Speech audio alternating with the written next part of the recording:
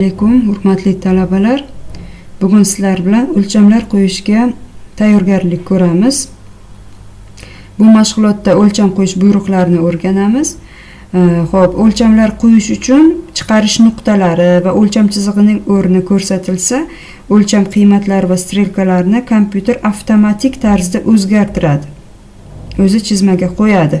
Chizmada biror chiziqni nuqta bilan uzish yoki ikki nuqta oralig'ini uzish va burchak faskalarini olish zarurati bo'lib turadi. O'shaning uchun biz mana bu o'lcham panellari bilan hozir sizlar bilan yaxshilab tanishib chiqamiz. Va nastroykalardan qanday to'g'rilanadi, bularni hammasini hozir dars davomida men sizlarga ko'rsatib beraman. Xo'p, ana endi bizga turli xil o'lchamdagi birorta bir soddaroq birorta bir detal bo'lsin. Masalan, 45, 60, 30 kelinki 80 uzunlikda bo'lsin bu. Bu yog'i yana ixtiyoriy.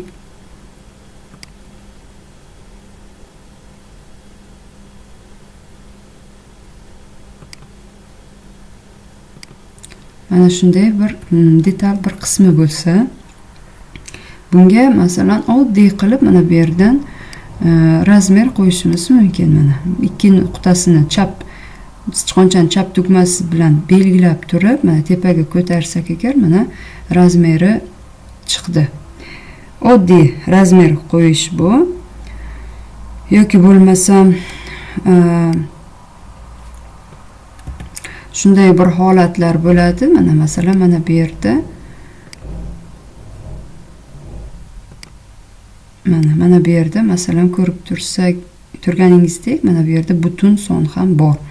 Xo'p, bizga aniq shu razmerni ko'rsatyapti. Agar bizga mana shu butun sonlarini ko'rsatishni xohlamasak agar aniq 64 mi 64 yo 63 mi 63 qilib ko'rsatadigan qilib tayyorlamoqchi bo'lsak, buning uchun biz demak annotatsiya qismiga kiramiz. Mana bu yerda ISO 25 panel turibdi. Bunga ham kiramiz. Bu yerdan nastroykasiga kiramiz va nastroykasiga redaktirovga kirib, mana bu yerdan to'g'rilasak bo'ladi. Bu yerdan основные единицы-ga kirib точность mana bu yerda точность bor. O'sha точностьga bitta 0 ni shunday qo'yib, OK ni bossak agar zakrit. Mana ko'rib turganingizdek butun songa demak aylantirib berdi. Agar biz ketma-ket 3 ta o'lcham qo'ymoqchi bo'lsak, ya'ni zanjir usulida, buning uchun mana bu yerda razmer funksiyasi bor. Mana shu razmerga kirib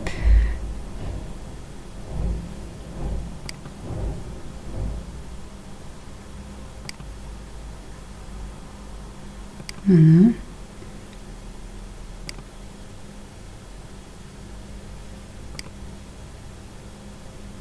har bitta razmerlarni masalan mana shunday qilib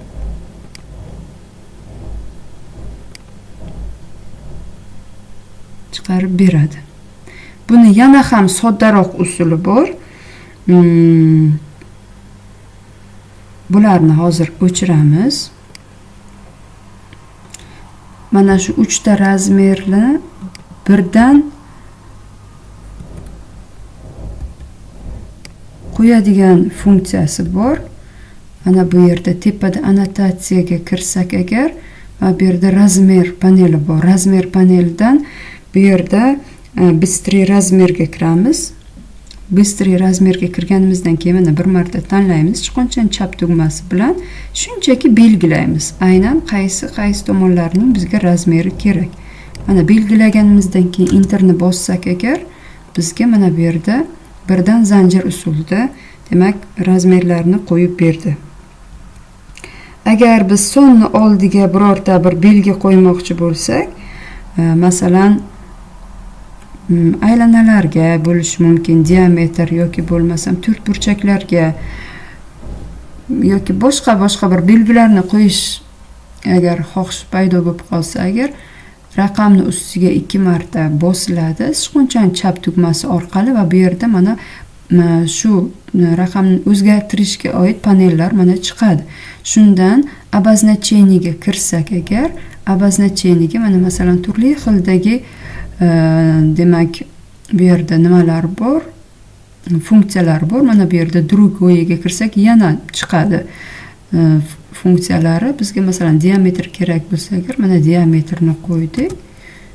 Mana shunday tartibda demak belgilar qo'yiladi. Xo'p, ana endi men sizlarga glavniga kirib, annotatsiya joyidan biz настройкаga kiramiz. Настройкаga kirganimizda mana bu yerda demak mana shu razmerga oid настройкалар chiqadi. Masalan, birinchi mana bu yerda liniya turibdi. Demak, bunda o'ng tarafda joylashgan mana bu yerda ikkita panel turibdi. Удлинение за размерные, отступ от объекта. Xo'p, bular qanday buyruq hisoblanadi? Bular bu yerda birinchisi chiqarish chizig'i, o'lcham chizig'idan chiqib turish uzunligi. Bunisi esa chiqarish chizig'i bilan kontur chiziq oralig'i uzunligi. Xo'p, bular standart bo'yicha bu 0 bo'lib turishi kerak. Mayli, shunday bo'lib turaversin. Xo'p, bunisi esa 2 yoki 3 bo'lishi kerak o'zi standart bo'yicha. 2 deb qo'yamiz. Xo'p, ana endi ikkinchi bu yerda turibdi. Vkladka ikkinchi bo'lib joylashgan bu symbol и стрелки buyrug'i.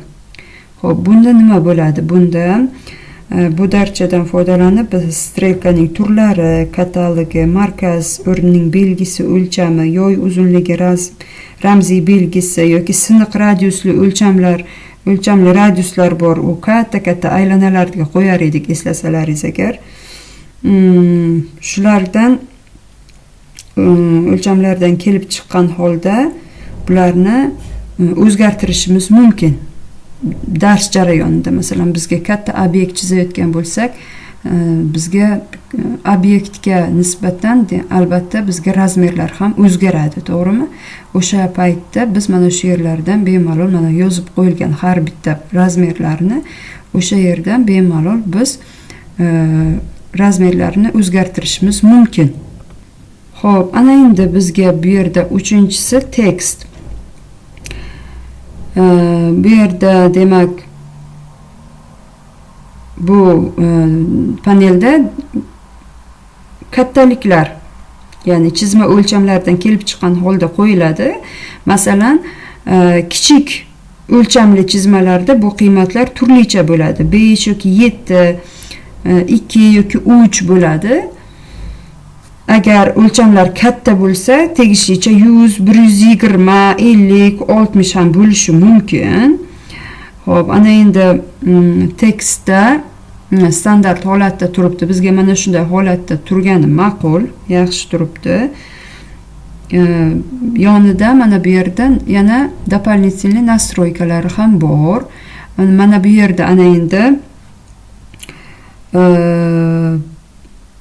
o'lcham qiymatlari chizma yozuvi shu GOST talablariga muvofiq yozilishi uchun menyular qatori bu format menyusiga kiritiladi va undagi text style buyrug'i yuklanadi. Mana bu yerda mana darcha paydo bo'ldi. Xo'p, ana endi bu yerda yacheykalarga harf va raqamlar enining balandligi nisbatan koeffitsiyenti ular qatoridagi asosan og'ish burchagi, ya'ni bizga 75 gradusda shriftlarni chizar edik. O'sha shriftlar mana bu yerda masalan yozuv turini tanlashimiz mumkin.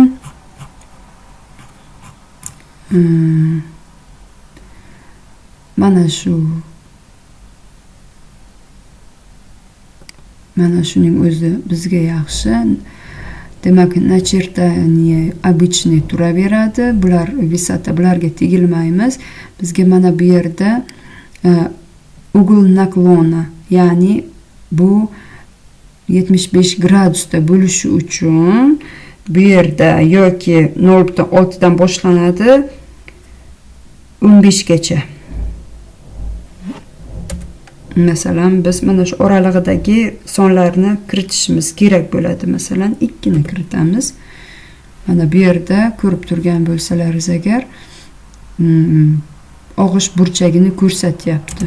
Yoki uch qo'ysak agar, mana ko'rib turganingizdek ko'rsatyapti. Mana 4 normalniy.